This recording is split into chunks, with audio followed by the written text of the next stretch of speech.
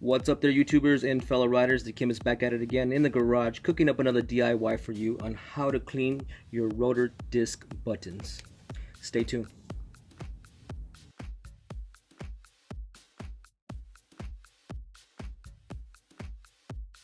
Alright guys, so many people don't know what a semi-floating disc is, and that's these little buttons here that allow the disc portion of your rotor to move freely. And I'm not sure if you can quite see that too well, but these two pieces are two separate pieces, and they're held together by these buttons. And these buttons actually sit on a spring, and it's kind of like a rivet, but the spring gives it the flexibility that you need when it comes to stopping. So if your discs are spinning in a one motion, and for some reason or another your wheel was not straight and this was all one set solid piece, you would feel a chatter within your controls or your handlebars and causing the wheel to shake. This would translate all the way up into your handlebar area, and you get kind of like a tank slapper feeling. And when these things get dirty, they get clogged, and it doesn't allow this free play motion in here. And so part of maintaining your bike is also having to keep these clean. So today I'm going to show you how to do that, and with the simplest method that I found, and that's using a socket, which is a 14mm socket, a bolt, which is an M6 bolt with a given length, a nut, and a washer. And what you're going to do is basically undo this real quick. We're just basically going to stick this bolt through here. Now I'm using an Allen bolt, but you can use whatever you want. And again, this is an M6. As you can see, mine has a collar on it, so that's a portion that we're not going to be using. But a good length. This is, I want to say, about maybe about 2 inches long. And if you don't know, this is the Mexican inch. So 1 inch is right there, so maybe about 1.5 inches long. Okay, so using that Mexican inch right there. I am Mexican, if you don't know. And we're gonna go ahead and insert this into here. Take your bolt, stick it in there. Take your 14mm socket, place it on the back side. Go ahead and put your washer on that, and then a nut to cap it off.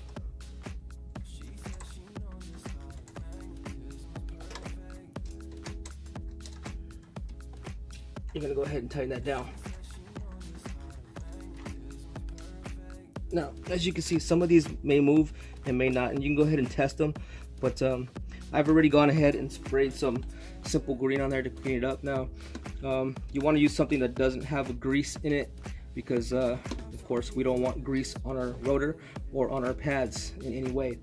And by the way, after you're done cleaning this, you're gonna want to make sure you use some brake clean. I'm using O'Reilly's brake cleaner right here, and you're gonna go ahead and once you're done, give it a good spray and a wipe down. So just to keep you informed there. But if you are experiencing a chatter, the way to test these out to see if it is your buttons is these things should actually spin freely. Now, like I said, I've soaked these in simple green here, and they are moving semi-freely, but realistically it should be able to turn with just your fingers. So I'm gonna go ahead and clean out these right here, and I'm gonna lock this down real quick. I got myself a 10mm, place it on the back with my Allen, and we're going to go ahead and pinch this thing closed. Now remember, on the back side of this there's a spring washer on there, and we're just going to go ahead and do that. By tightening this, you give it the flexibility to move around, because without it, it's pretty hard to move these things around. So we're actually pinching this thing's closed, and now as you can see, I can spin this thing freely here pretty easily. All right. So another thing I like to do before I even start is I want to give myself a reference point. So I'm going to take a Sharpie here and mark this bolt as my reference, my starting point. And when you clean, you always want to make sure you clean in the upward motion, because you don't want all this dirt and debris, brake dust and rocks and whatnot to fall down to the next one. It just basically defeats the purpose. So when you clean, you make sure you spin up to the next one, and so forth. So this line lets me know where I've started, so I know when to stop. Now on this rotor right here, we have 9 buttons all together, and so yeah, I'm gonna go ahead and clean those right now. Okay, you're gonna want to make sure you use some gloves because this is a messy job. Let me go ahead and strap up.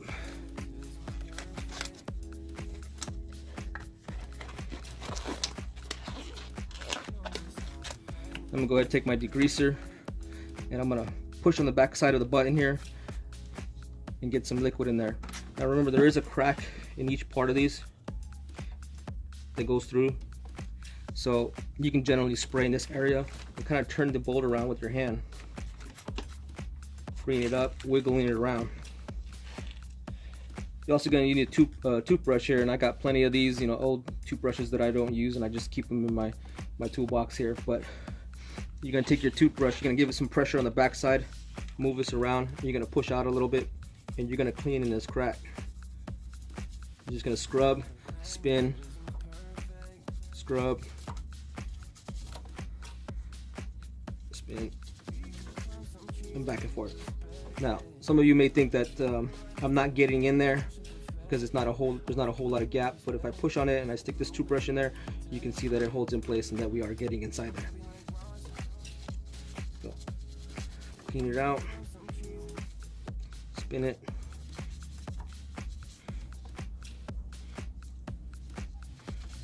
Now, as you clean, you're gonna keep spinning it, and you're gonna listen for grindage.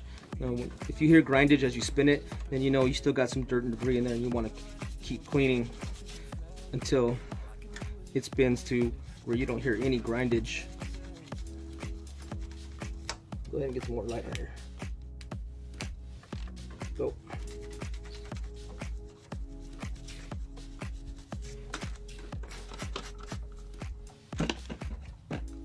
As you can see, that button spins really good now. Very freely. Just give it a wiggle.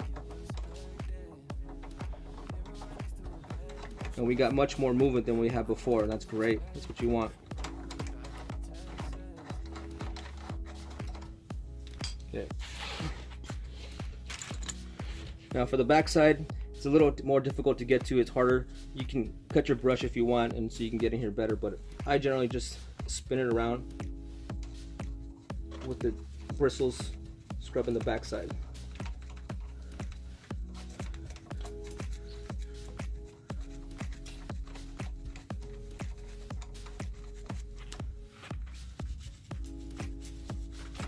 And that's it. Give it a one final rinse and a couple of turns. And that button is spinning freely.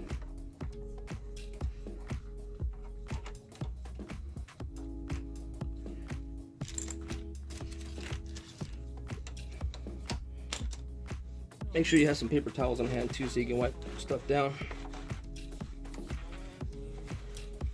Like I said, this tends to get a little messy, and the socket behind it becomes pretty slippery. But once you dry it off, you can move it freely with your hand again.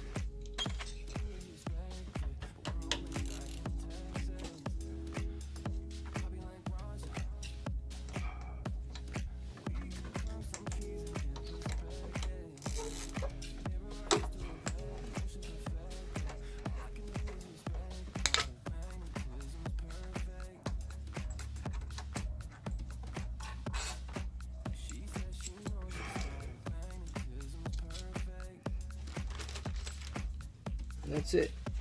Gonna give your button a wipe down.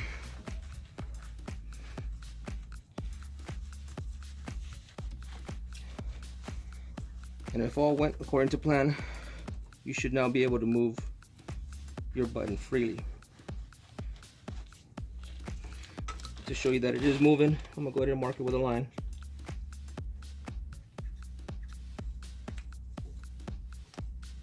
And now you can see it's spinning freely.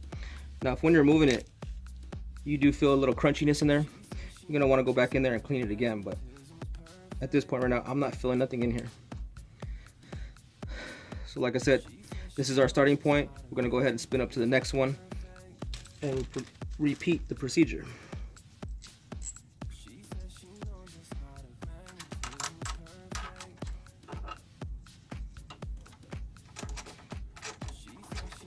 Now, you might be asking yourself, why are we using a socket on the back side of the button?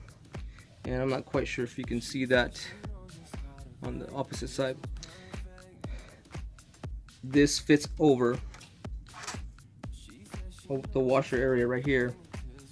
It allows you to push on the back side. So you want to make sure you're using the full open part of the socket when you place it on the back side, because behind there, and I'll snap a picture for you and I'll display it right here, you'll be able to see it. So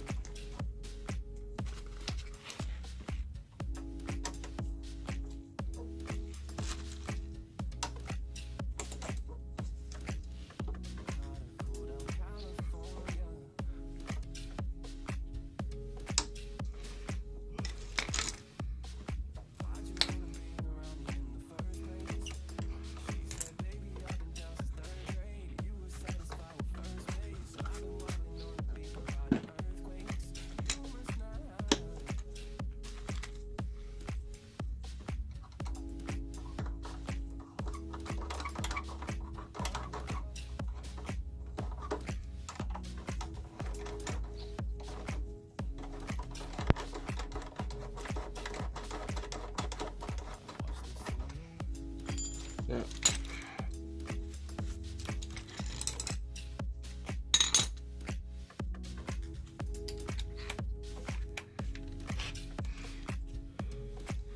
Now if you want to cheat a little, here's a fast and easy way to spin them.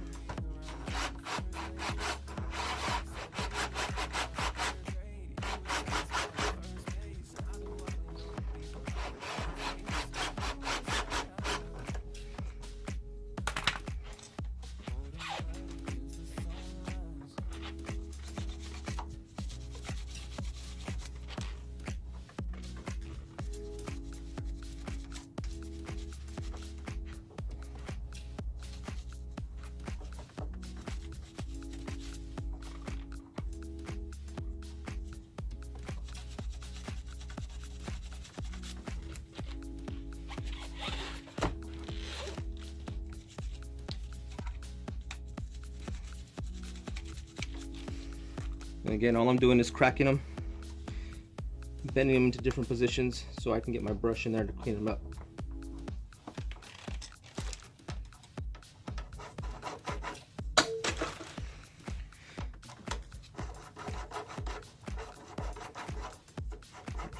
As you can see, that button's moving nice and freely now. Now, I'm gonna go ahead and stick this guy on here.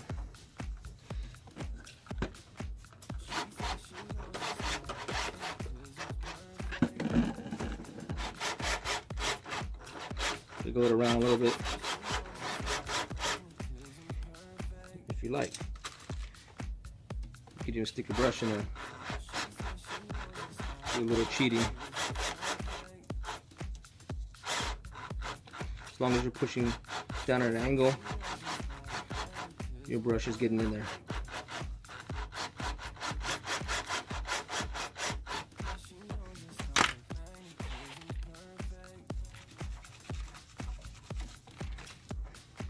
I think we've pretty much worked out all that dirt and grease, and it's moving nice and freely again. Much better than it was before. Alright, so let's go ahead and crack it loose.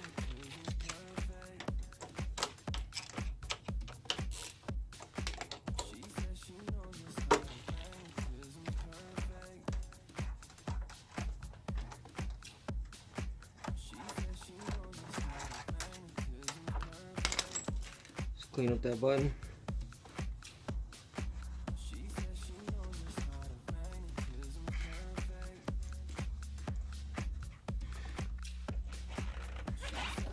Alright guys, so I went ahead and cleaned up all my buttons as you saw. Now once you clean them up, you want to make sure, like I said, you go over and you spray them with some parts cleaner or some brake cleaner. Get all that off.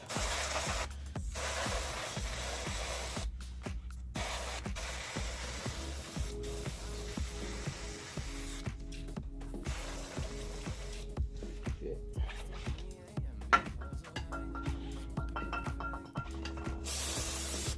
There we go. Push on and clean in between there. And go ahead and wipe down your rotors with a rag. Get off any oil or debris that's left over on them. Make sure you clean them front and back.